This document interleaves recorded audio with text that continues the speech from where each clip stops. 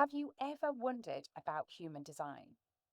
Did you even know that we could look at human design and that might help our kids and our education? Well, our guest this morning on the Resilient Kid podcast is Sue Jones-Miranda, and I cannot wait for her to tell us all about it this morning. Good morning, how are you? I'm good, thank you. Thank you very much for having me here. So yes, I'm Sue Jones-Miranda, and I am the CEO and founder of what I call the Playbook Revolution. And as Ashley said, the foundation of this are two modalities that I use, which are human design and gene keys. And these are a synthesis, an amalgamation of like astrology, Kabbalah, I Ching. But really, what I use them is to support us in seeing who we truly are. So it's really around that energetic education. So we can live in alignment with us and our natural energy. So I am so intrigued about this. Sue and I met at the Big Festoon, Danny Wallace's big event that she hosts. And I've seen Sue speak. I've seen her playbooks, which are just amazing. Sue, please tell us, kind of, for those who don't know, tell us a little bit about what human design is and also the gene keys. Like, I'm really keen on, and interested because that's not something I would know as much about. Yeah, absolutely. And there was something at the Big Festival, and I realized that not a lot of people have heard of gene keys, but a lot of people are aware of human design. So the way I see these two systems is human design helps you understand how you operate. So all of us, if we kind of close our eyes and imagine within, we have a unique flow of energy within. And then there's, if we think about the chakra systems, elements of us that want to communicate. That's what that flow state is, a flow of energy. So when you understand and start to integrate your human design in how you're living, you start to operate in alignment with you and your natural energy. And we're definitely bring that into education as we go through this conversation, because that's the bit that I believe is really important. Gene keys is more this deep contemplation as to who you are. So we all know we've all kind of been raised and we've got this conditioning and programming from our environment when we grew up, from societal conditioning. So it helps us kind of remove the layers of that so we can then feel deeply who it is that we came here to be. Because I believe like that's the gift that we want to kind of bring to the world. And when we're living in alignment with both of those, it just creates this different trajectory for us and our life path.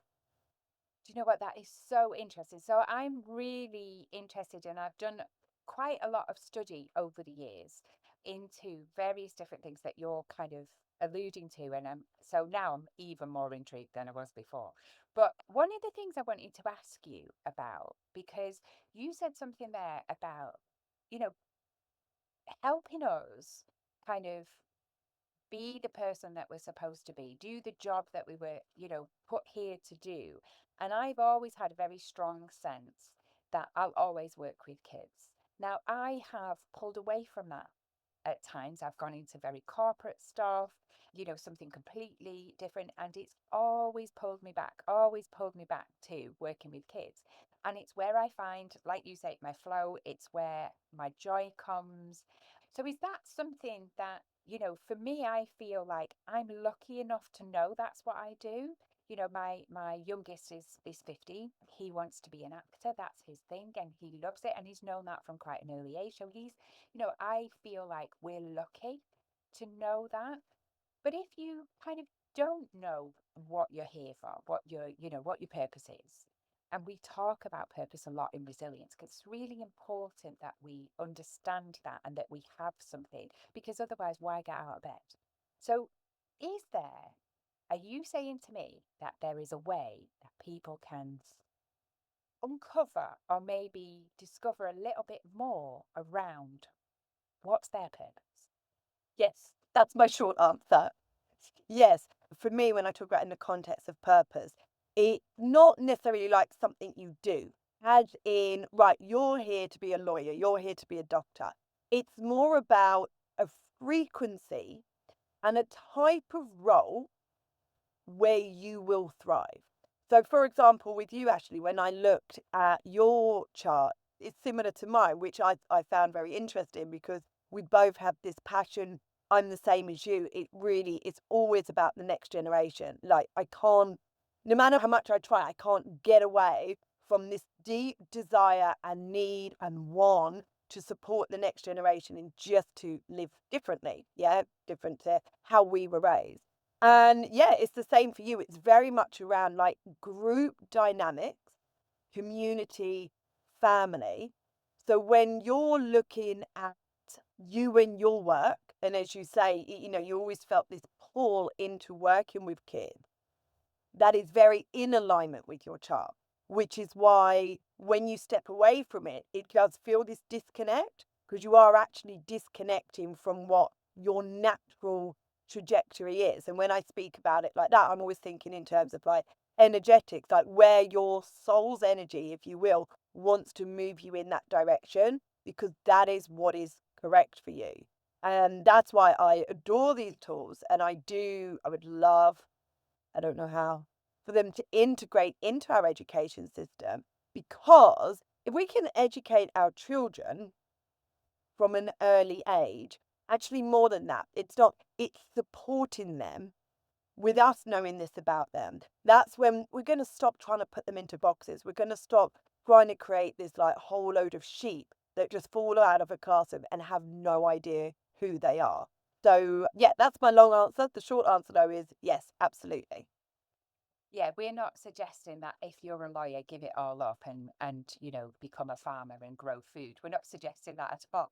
But I do think there is, and it's funny because I have a friend at the moment, and she's got her own business, she's very successful, but she's got to a time in her life where she's actually decided that a third of her time is going to be spent at a particular charity that she's involved with, and that's what brings her the joy. And I think that's what we're talking about. It's not necessarily what your job is, but it's what allows you to flow into that joy, to feel it, to feel what your purpose in that respect, not necessarily a role. So I'm really intrigued, and because the minute I met you, I didn't realize that you had this connection to younger people, and as in, want to do that, because obviously I met you in quite a businessy sense, and in the business world. And then I seen you on Instagram, and you were getting a very cold bath and talking about young people. And I was just like, oh, this is amazing. And I thought, right, okay, I'm going to reach out now. My thinking is around the education system. I mean, everybody knows who knows me knows I've, you know, made my living really off saying it education system is broken. But not how can we fit it into the system, because I think that's a bigger conversation than today. But how could we empower these young people? What would it give them? Say, for instance, Sue, you've just said about my chart. If I'd have had that chart as a younger person, teen, maybe younger, I don't know. If I knew that kind of stuff and my parents also knew that, how would that have helped, do you think? Yeah, absolutely. And you hit the nail on the head there, where what I don't want with all of this, it's not us telling the kids who they are, because that's going to create more programming, is actually us as parents and educators understanding the differences within our energetic dynamics. So at the moment, I have a 8-year-old. She's in the school system. Yeah, it's her choice. I ask her all the time. She loves to go to school. She's 8. She's like I was when I was young. She likes to go play with her friends and hang out. But it was really interesting because when she started school, I would just witness all of her and her friends and how different they were in terms of their needs. Okay. And then I made friends with some of the parents, and then I was like, oh, can I like create their chart? And it was almost like I could see. So I'll go slight mechanics with this, but there's 5 different energetic types. And this is what our natural aura is in the world, and also how we generate, how we resource our energy. So again, we're all different. You're a generator like myself, and then we also have what are called manifesting generators.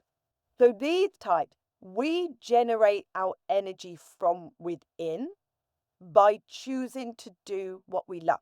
Okay. So again, if we've got a whole load of kids being forced to do things that they don't love, that will be degenerative for their energy, which is why we have a lot of kids come out of school and they're just, boom, exhausted, or they're a little bit crazy and they need to go and like expend that energy that they've not been enabled to during the day. So it's understanding we've got this, and then there's another type which is called a projector. And they're said what is called a non-energy type, but they do generate energy, but it's actually from their environment and other people. So it's also understanding that we have these projectors, and they mechanically, energetically, in their design, won't generate as much energy as the generators and manifesting generators unless they're in the right environment. Okay. So I'll give you an example with that. My daughter has a really good friend at school, and immediately when I saw him, I was like, he's a projector, because you could just see when he came out of school, he needed that like decompression time because he's absorbing all of this energy from everyone in his environment. And because of the mechanics in his system, he doesn't have a consistent way to process that energy. So, for example, with projectors, so this is where, as parents, if we understand this, it's really important to give them like 20 minutes where they can just go and be by themselves, just go. So, and I hear you what you're saying, in terms of really implementing this in the education system, the hows and whatnot. But if we can understand this and we go, right, well, we know this person is a projector, this student, this child is a projector. And actually, throughout the day, they might need a little bit of time out. They might need some quiet space where they can be alone. And that will actually support them for the rest of the day. It's understanding that and implementing those structures in the education system. So we're not like pushing our children to 7 hours of every day to kind of be in an environment that's not supportive of their energy. Do you know what? That is so useful. And it's really funny because unbeknown, like obviously not knowing all of this, one of the workbooks that me and the coaches use one to one with kids with is around their battery and how getting the kids to recognize how that is filled or depleted. And actually, what you're saying fits. Like, obviously, I've done that from a psychotherapist's point of view because I think it's really important that from a young age, they take responsibility for it in as much as they can because the system isn't. And I think, even what you're saying then, I'm like, actually, it would be perfect if we could do that for every individual kid, but actually just allowing over the day the various different ways that each of these energy, get that energy or decompress or whatever they need. If we could provide that over the day, you know, that would be amazing. That's because I can't tell you at the moment how many kids I'm seeing that I'm having to go into school and say, listen, we need a break. They need a movement break. They need a brain break just to, you know, give them a quiet corner. Just for all the listeners here, Sue and I, because the transcript is trying to do this for us, we are muting ourselves. So if you're watching on YouTube, which I highly recommend, we're both reacting to each other, but you just can't hear us. So yeah, because we're both getting really excited. Brilliant. So, what other things do you think, Sue, that if say we did know our chart, if we did know the kind of the gene keys or the human design chart for our kids, what else would it help us as parents, as educators to, to answer some of those questions or to maybe, provide opportunities? What else would it help us with, do you think? Sure. So I'll share my example with my daughter. So again, a lot of this is around helping us understand why our children are different So we don't try and change them and mold them into being, because, they're different. And so you can really, like with human design, you can really get into like the nitty gritties, even down to the point of something that's called digestion. So how we digest our food naturally and digest information. So for me, I am what is called, it's all to do with frequency. So it's called low sound. And it's really important when I'm eating food and when I'm absorbing information that I have no other frequencies around me. So, not to listen to music, no TV in the background, which I used to do. And even to the point when I eat food, maybe even like turning the internet off, because that's what supports my natural energy in its process. Okay. And then I learned from my daughter. And so she is different. And it was really interesting because when she was young and started to eat solid food, she's always naturally enjoyed like cold foods. So if you give her anything like hot, she like even toast, you give it to her hot, she'll wait until it's cold. And when I looked at her digestion, she is naturally what is called cold taste. So again, she already knew that about herself because she was already kind of saying to me, that's how I like my food naturally. Because I do believe our children, they know this. It's us as parents and educators that kind of think, well, that's wrong. You can't eat it that way. And so it's learning that. And when I kind of learned that about her, I went, oh, yeah, it's almost like that, like, oh, but of course that's what she is because that's how she naturally wants to eat. And then it's given that freedom, yeah, for them to be them. So they grow up not thinking their natural way is wrong. And actually, it's, we're celebrating that and we're supporting them in that. Because I'm sure you had very similar, everyone that's of a certain age, how I grew up was very much that conditioning, again, the societal norm. You eat 3 meals a day and you eat, you kind of eat what you're given, whether you wanted that or not, whether that felt correct for you or not. It was very much like, this is how we live and you don't deviate from it. And so we all have this inner knowing where it was like, well, that doesn't feel correct. But we're being told we've got all that external authority telling us that we end up believing, and then we live life as what in human design terminology is called the not self, which is when we have all that resistance and all health issues and, all these other things because we're not living in alignment with our true self. That is so fascinating to think that, something like I've seen your playbooks and they're beautiful. They're really, they there is such a detail and complex designs in them. So that it's going to give you loads of information, but never understood how detailed it goes to, to digestion. But how interesting that it's not, when we talk about digestion, we're usually always talking about food.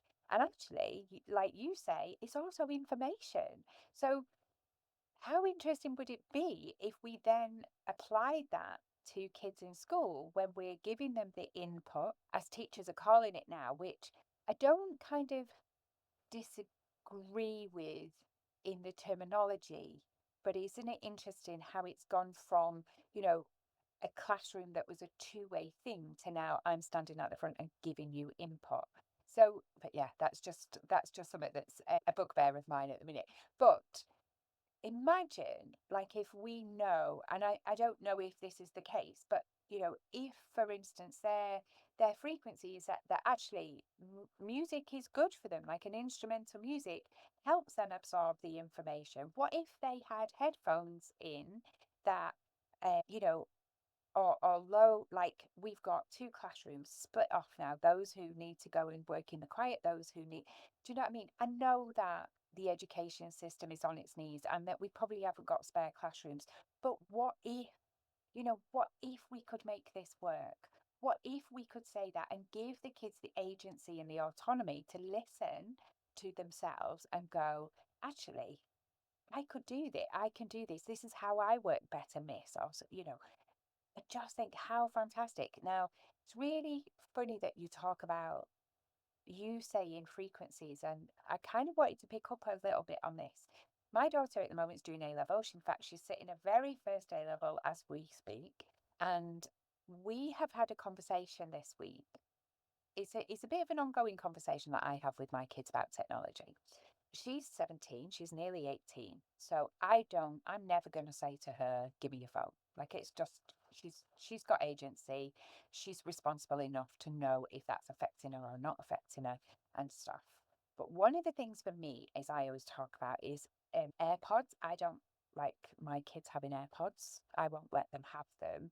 Now, when she goes off to university and if she buys her own, I can't do anything about it. But what I have tried to do is educate her with it.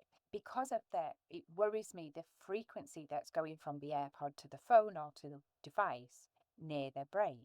And then while it's still developing as well. But this week, when I was talking to her, and she'd had a bit of a tough start to the week, and I said to her, why don't you just give your phone to your dad during the day while you're revising? Just like, Dave works from home. She was revising at home. I said, just give it to dad. And if you need it, you know where it is. And you know what? She usually has music on. She usually, will have a phone next to her. She'll get distracted or she'll try and put a timer and not touch it for like 25 minutes. And actually, what she said to me is, oh my God, I just felt like I was in flow. No music, no phone, no distraction. And she said, I was just in flow. And I thought, wow, you know, she's come through the education system. And now, and thank goodness it's in the important time. But I kind of wanted to ask you, Sue, what do you think when, because when they're little, like your daughter, she's only 8, so the programming, the adults going, no, you need to eat that while it's hot, you need to do this, you need to do that. She's kind of maybe, and because she's got you as a mom, obviously, but she's not had that yet. Whereas I think, as they get into teens, they're starting to listen more to that, and they're not listening to their gut. They're not listening to their own instincts around it. Now, I've been able to show Erin that and go, why don't you try it? Just try it out. And it's worked for her. So now, obviously, going forward, hopefully that's the method that she will use because it suits her. But I guess the question is, how do we get them to connect back in to themselves, to what they need, rather than listening to the wider society things? And also, how how much do you think frequency can affect us on kind of a daily basis? I'll let you answer them. Sorry, I've give you loads of Yeah, no, that's great. I love these questions. So, first and foremost, when you say how much does frequency impact us, I believe a great deal. It's funny because you have, again, mechanics, but in your chart, you have what is called gate 44. And I believe, I'm just going to triple check. Yep, that's your life's work, which is the same as mine. And the unhealthy expression of this is interference. So that's probably why we're both like, oh, yes, the interference of frequency in like as a human up in our energy. And so those external frequencies that we have a lot more of today, we have this acute awareness of that impact. And I believe, again, it is because that's one of our challenges. So it's activated in us, having this awareness of interference on a number of different levels so we can support others with that. So, I mean, that's just bringing in your chart a little bit. But yes, I mean, we're energetic beings. So I always think about in terms of, like energetic hygiene. We want to be kind of clean in our energy. So the communication, the flow of energy doesn't have that interference. So then our expression of energy is truth. It is who we are, which again is what will serve and support the world. Will we have that 100%? Probably not, because we're human beings, we're here to evolve, and we evolve through that awareness of when we are in the unhealthy expression, in the shadow.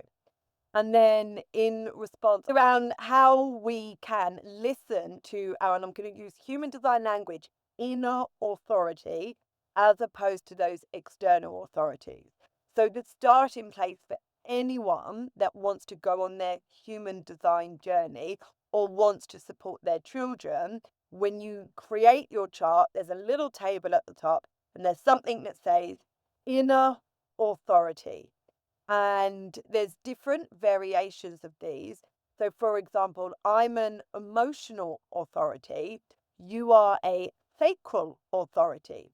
So, when we think in terms of like the chakra system and where our authority lives within us, we can start to experiment because I loved what you said. It is learning our own process, and actually, human design in itself is designed to be an experiment that you go on and verify for yourself. So we never want to use it as a system that's giving us that external authority. It's just giving us guidelines, suggestions on how we can do things differently. And then we go, oh, how did that feel for us? Exactly what you did for your daughter. So how did that feel? Did that support you in, your revision, in what you wanted? Yes, great. Repeat it. No? Okay, let's do something else.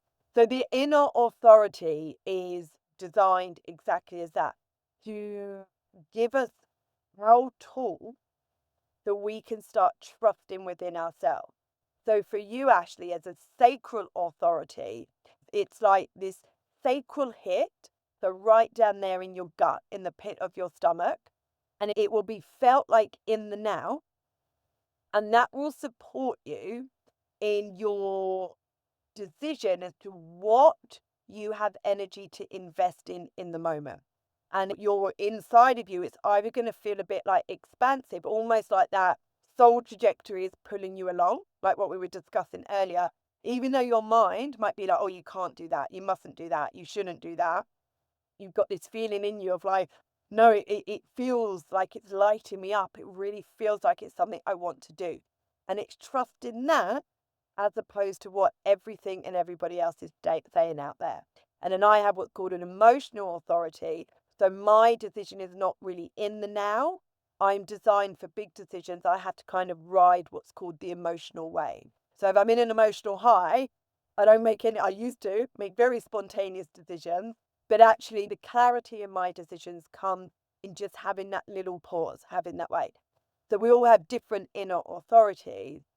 So that's why anyone that goes on a journey, any person supporting would be like, we start there because that brings you back to you and starts to connect you to you, get you to trust you, which is when you'll make decisions that will put you in the correct places with the correct people, the correct time, which is like what we're looking for.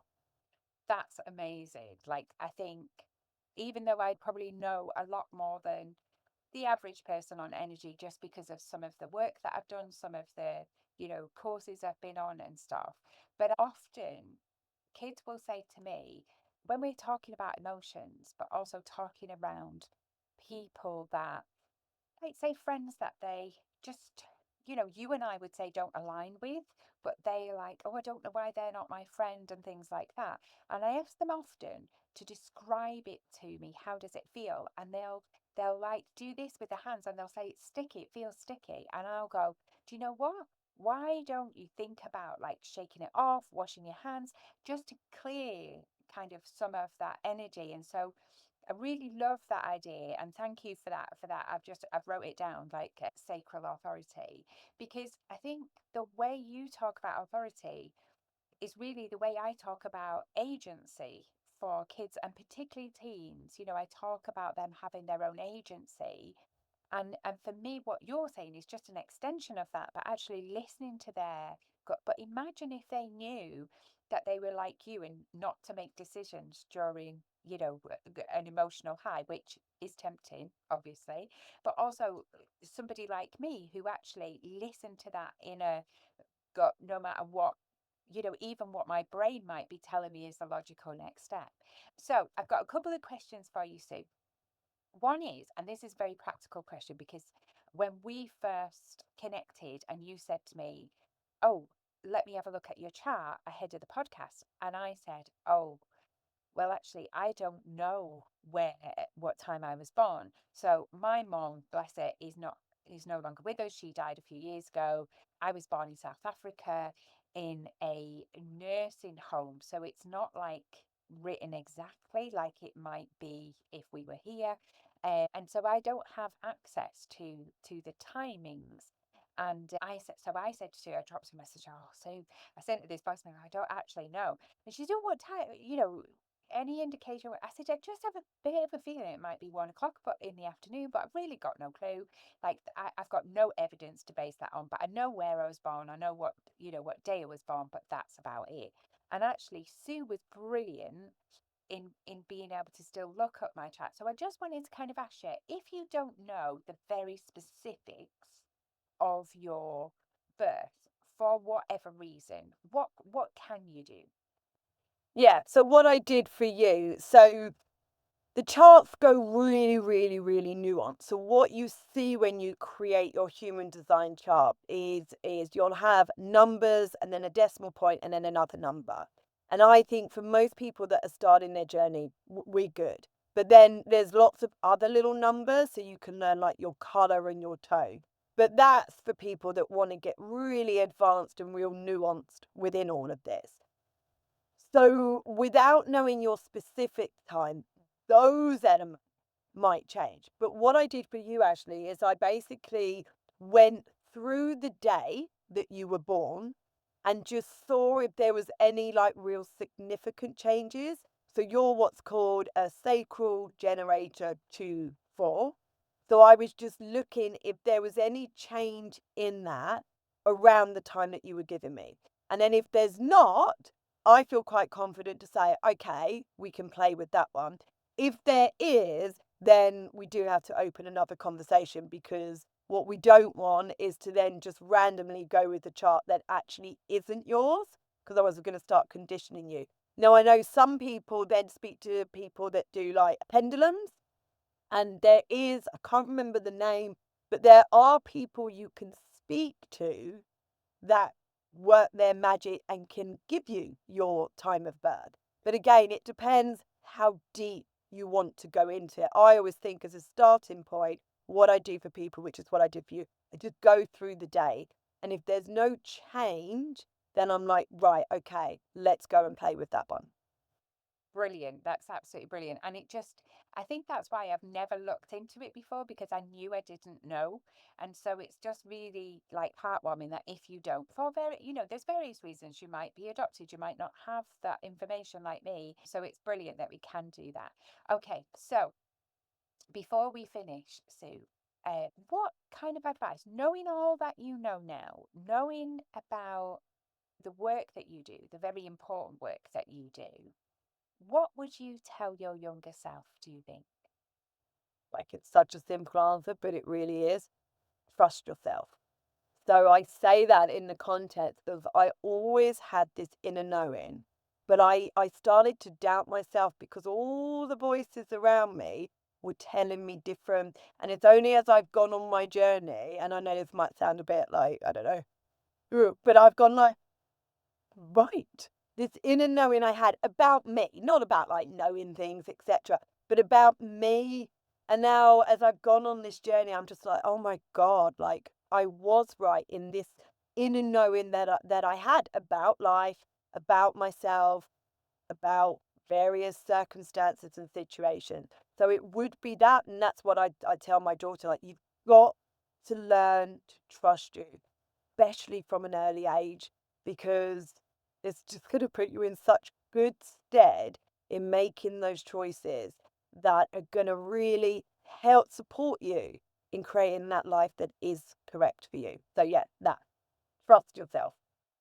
I love that. And you know what? You're so right. I think I often talk to parents about boundaries and how important boundaries are when kids are small, because when they hit teens and they've got lots of peer pressure, if we're at home, if we're saying no, no, yes, then that's the pattern that we're laying down for them, so that when they're pressured into vaping, drugs, sex, whatever it is, the pattern that they have is no, no, yes. And so, they're not going to stick by the guns.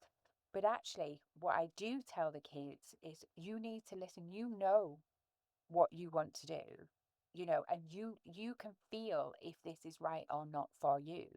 And you need to listen to that voice, not anybody else. How much do you trust you? And that's the most important lesson, I guess, isn't it, really?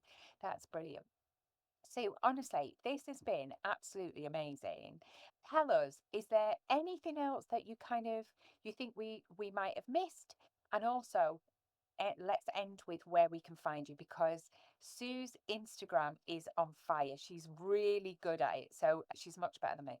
So please go over and check out her Instagram, and she'll tell you her handle. And obviously, we'll put it in the show notes. But anything to finish on, Sue? Is there anything that you think actually, I think this would be really useful to finish on? So this would be my suggestion. And again, this goes to all of the listeners, trust yourself. If you've listened to this and you're just like, then no. But I always invite people to explore it. So you can create the chart for free. Okay. Like you can literally put in human design chart. I have it where you can create it on my website as well. You can create it for free. And the gene keys chart, because that gives a bit of language. But as we've been speaking about human design, like stick with that.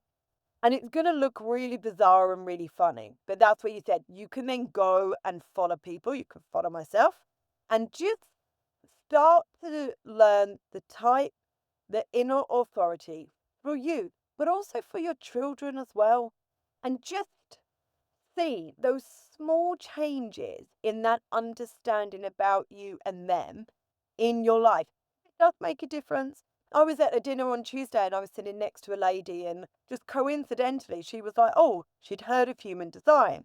And she said, like, she hadn't really dived into it, but bit that she did integrate was trust in her sacred authority, that gut inner knowing. And she said, when I started to live in alignment with that, she said it changed the game. And it sounds so simple, but it actually is. We just need that courage and confidence to like choose that, because we've got all of that, people pleasing conditioning and all of those little mind monkeys that will come in. But again, this is where we've got to take that breath and go, okay, I choose that, and be that example for our children as well, and then raise them. So that's like a very natural way for them to be. So that's what I would say. And then, of course, yeah, Instagram is the best place to follow me. I do have someone helping me on that, which is why it looks so good. And it's S.J. Miranda and then underscore Playbook Revolution. Yes, and I know that if you put in Playbook Revolution, Sue does come up. But yeah, her Instagram is on fire. And she does have somebody helping her, but it actually is mostly her like talking. And I think they're the golden nuggets for me that have given me more insight into, human design or what it means and things like that. So that's absolutely, today has been really invaluable. So please, whip over to Sue's website, which is www.playbookrevolution.com. Okay. Go over there, have a little look, and actually look at her playbooks. They are just divine. When we talk about having beautiful coffee table books, or we having, a lovely library, or you've got a bookshelf that's all nice and fancy, this is going to blow that out of the water. Have a little look. They are stunning, and you will be the star of the show on there. So Sue, thank you so much for joining us today. I feel like there is a little bit of a revolution coming with education. And I think if people like you and me who align, who want this for the next generation, your little girl's still there, so we've got a chance. Mine's, edging out towards now. And one of the hopes that I have about my oldest going to university is that, she does it her way. And I said to her, just go and you have a good time. And she got offered a place in the best university in the world for her course. And she'd been offered a place at somewhere else. And this other place has got a beach nearby, and it's got family nearby. And she's got a mate going there. And they've got an amazing rugby team, of which she loves. And I said to her, the other place will give you all the things, and it will give you the rugby team, there's 5 girl rugby teams, which is unheard of. I said, you're going to have an amazing time and you're going to play lots of sports and you're going to do university. But what I want for you is to experience university, because that's what education really should be about. It's about you experiencing life alongside that. And I think, you know, the stuff that we've been talking about is that is we want them to experience, not just be sat in a classroom having input, but to have like a really immersive experience, knowing who they are and what works best for them. So honestly, Sue, I can't thank you enough for today. It's been really eye-opening and really brilliant. And please go and follow Sue. Go check out our website, Playbook Revolution. But thank you very much for joining No, us. it's been my pleasure. And what you were sharing there with your daughter is spot on, because it is about environment, isn't it? Like our environment impacts us so much. So when we're shoving our kids into an environment that really is not supportive, of course they're going to come out like the way they're coming out. So yeah, it's not just, what we're going to learn here, as you said. It is, I mean, it's a life experience. So we need to have that systemic change. Absolutely. But as you can see, I could talk about this for days on end. But this has been lovely, Ashley. Thank you very much for inviting me on. You are welcome. Please join us. Look out for the newsletter, which will give us the highlights of this if you can't listen. Check us out on YouTube, check us out on Spotify or wherever you get your podcasts. More importantly, go and check out Sue Jones-Miranda, The Playbook Revolution, because she is amazing. And this isn't the end of our collaboration. That actually, in future, when we have a school that's coming to us, I go, do you know who we need in? We need Sue to come and help us with the staff and how we set this school up for the best environment for our kids. Take care, everyone. Thanks very much. Bye for now.